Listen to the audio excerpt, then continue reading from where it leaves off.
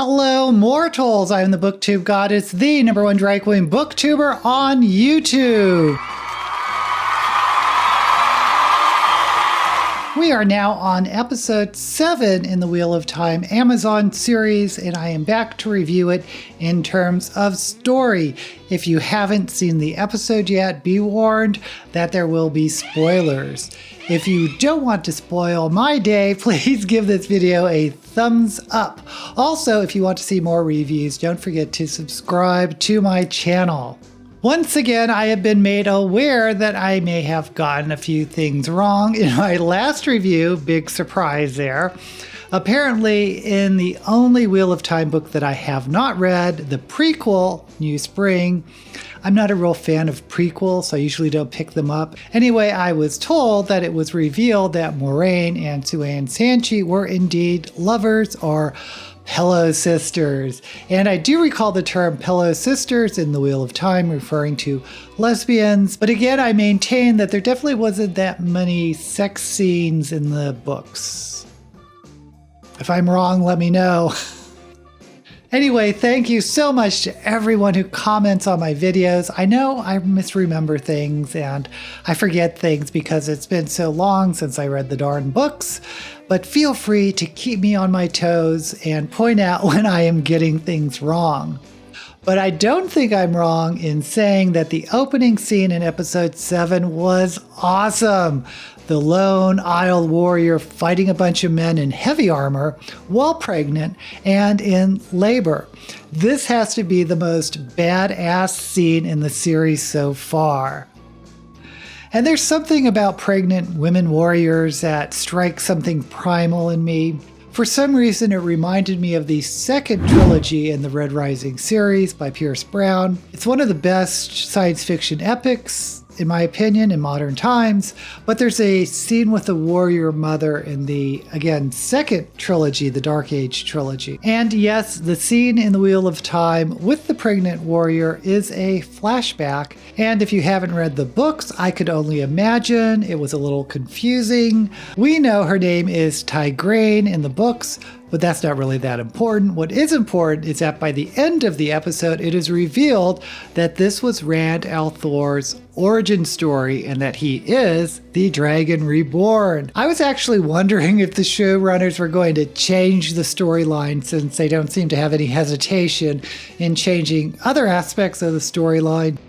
Because I thought they were moving towards maybe all 5 of the Two Rivers characters were a piece of the Dragon Reborn and that they had to come together kind of like Voltron or Captain Planet.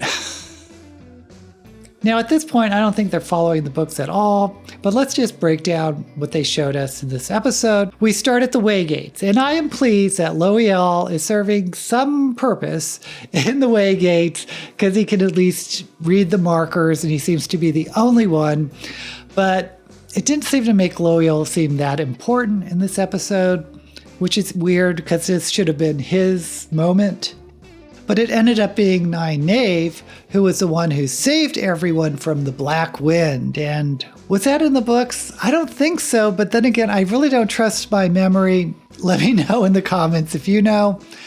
But when they finally get through, we find our heroes in Feldera, a day's walk from the Eye of the World. For most of the rest of the episode, we get character development and backstory on Lan, culminating in Nynaeve and Lan getting together. Oh, and then we also see Min, the woman who could read auras and is slated to become the love interest of someone in the party. At least I hope they keep that. Why she started as a barkeep, I don't know. I really don't remember how she was introduced in the books. Maybe she was the barkeep. But she's pretty cool in the books, and she seems pretty cool here, but it was hard to really connect with her because events happened pretty quickly. And that happens with me a lot in this series. There's interesting characters, but I don't feel like I'm given the opportunity or enough time to really connect with them, except for those that they want to focus on, and here it seems to be Nynaeve and Lan. Oh, one thing I keep waiting for is the term Ta'veren, which in the books is a term for a person destined for big things, that the tapestry of fate is wound around these Taverans. And it's a big deal that all the Two Rivers characters are Taveran. But I think that since the decision was made that each of the Two Rivers people could be potentially a dragon reborn, that there's no need for Taveran. But then there's Min's vision, which seems to hint that they are. But why didn't Moiraine recognize it earlier? It feels as though that term's going to be shelved, or maybe I just missed it. I'm sure someone's going to let me know in the comments. It just seems to me that they're shelving the whole lore on Taveran.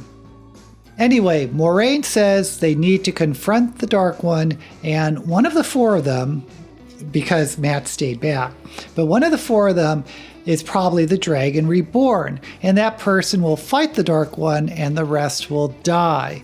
Nynaeve doesn't like that and says it's not up to Moiraine whether they go with her, but up to them. So they spend the rest of the night debating whether to go, or at least that's what they said they were going to do. But we get everyone fighting. Rand accuses Egwene of giving up on Mat. Perrin sticks up for Egwene. Nynaeve thinks they're fighting over Egwene like a dog over a bone, making Rand suspect Perrin and Nynaeve of something. I don't know. I really didn't like the whole fight, but I will say this is the first time I felt they showed the bonds among the Two Rivers characters. For that, I give the episode an A for effort, but despite that, it didn't feel like much happened. This is the second to the last episode, mind you, so they are setting up for the big climax next week. Like I said, we finally get the reveal that Rand is the Dragon Reborn. We get flashbacks that he was channeling power all along and hiding it. And I do like that in order to protect his friends, he goes to Moiraine alone and they both together leave to the eye of the world and leave the others behind so that they're protected. Now, next week, I can't believe that the whole episode will be about Moiraine and Rand confronting the Dark One, so I suspect the other party members will go running after them. And we did get a glimpse of Paden Fane, so I expect we'll see more of him next episode. My favorite episode so far is still episode 4. I'm still a little confused of why there's not more action in the series. They do seem to be spending a lot of time on character development, which isn't a bad thing. But it does slow the pacing down, at least it does for me. And I question some of the choices on how they are developing the characters. But I want to know what you think. Let me know what you think of this episode. I do have some high hopes that next week we'll at least get a big grand finale. Until we meet again, may all the books you read and their film adaptations be blessed.